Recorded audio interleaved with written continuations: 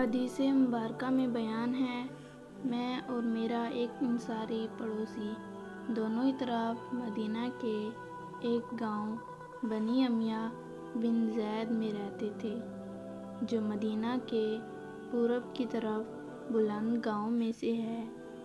ہم دونوں باری باری نبی کریم صلی اللہ علیہ وسلم کی خدمت شریف میں حاضر ہوا کرتے تھے۔ ایک دن وہ آتا، ایک دن میں آتا۔ جس دن میں آتا اس دن کی وحی کی اور رسول اللہ صلی اللہ علیہ وسلم کی فرمودہ دیگر باتوں کی اس کو خبر دے دیتا تھا، اور جب وہ آتا تھا تو وہ بھی اسی طرح کرتا۔ تو ایک دن وہ میرا انصاری ساتھی اپنی باری کے روز حاضر خدمت ہوا۔ جب واپس آیا تو اس نے میرا دروازہ بہت زور سے کھٹکھٹایا اور میرے بارے میں پوچھا کہ کیا عمر یہاں ہے؟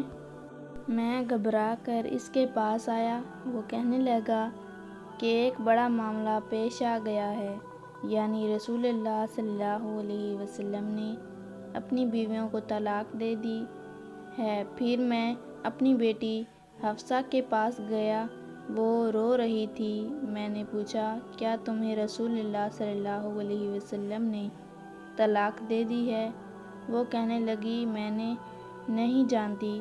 پھر میں نبی کریم صلی اللہ علیہ وسلم کی خدمت میں حاضر ہوا۔ میں نے کھڑے کھڑے کہا کہ کیا آپ صلی اللہ علیہ وسلم نے اپنی بیویوں کو طلاق دے دی ہے؟ آپ صلی اللہ علیہ وسلم نے فرمایا، نہیں، یہ افواہ غلط ہے۔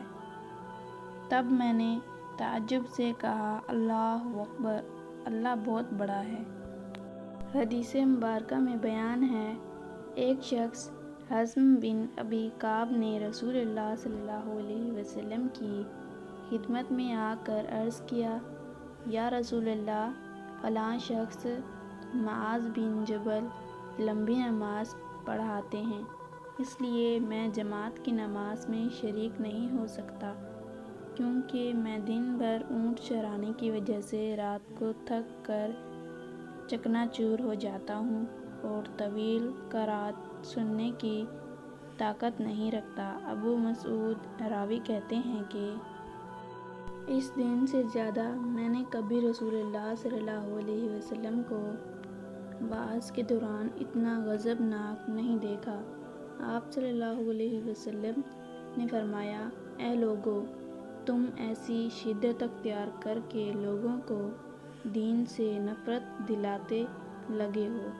سن لو، جو شخص لوگوں کو نماز پڑھائے تو وہ ہلکی پڑھائے، کیونکہ ان میں بیمار، کمزور اور حاجت والے سب ہی قسم کے لوگ ہوتے ہیں۔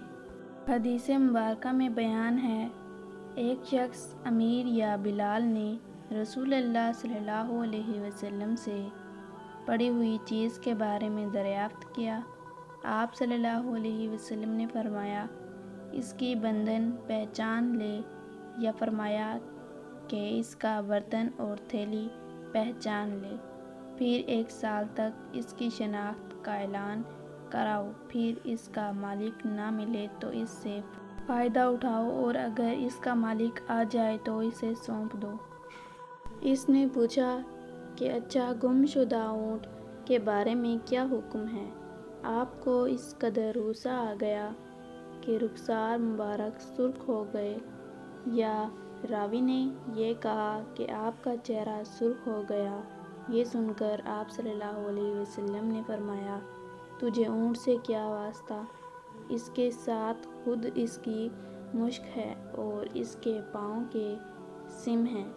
وہ خود پانی پر پہنچے گا اور خود پی لے گا اور خود درخت پر چرے گا، لہٰذا اسے چھوڑ دو یہاں تک کہ اس کا مالک مل جائے۔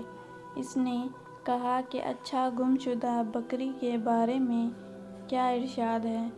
آپ صلی اللہ علیہ وسلم نے فرمایا، وہ تیری ہے یا تیرے بھائی کی، ورنہ بھیڑیے کی غذا ہے۔